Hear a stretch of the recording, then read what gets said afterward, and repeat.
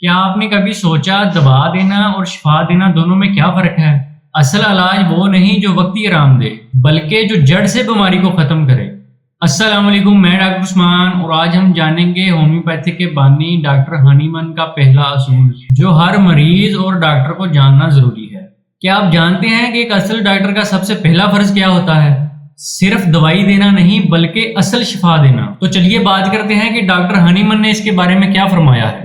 Doctor Samuel ہنیمن، جنہیں homeopathy کا بانی کہا جاتا ہے، نے اپنی مشہور کتاب آرگینن آف میڈیسن میں سب سے پہلا اصول یہ بتایا ہے: The physician's highest and only mission is to restore the sick to health, to cure as it is termed۔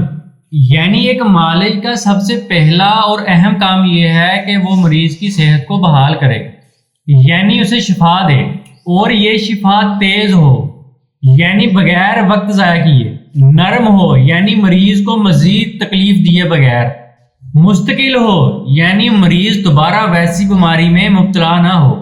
یہی وہ 3 خوبیاں ہیں جو ایک اچھے ہومیوپیتھک علاج کی پہچان ہیں۔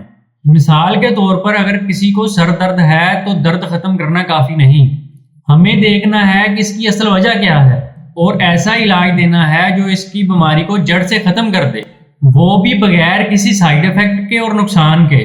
تو دوستو یاد رکھیں، اصل علاج وہی ہے جو تیز ہو، نرم ہو اور مستقل ہو۔ یہی ہومیوپیتھی کا مقصد ہے اور یہی ڈاکٹر ہنیمن کا پہلا اصول ہے۔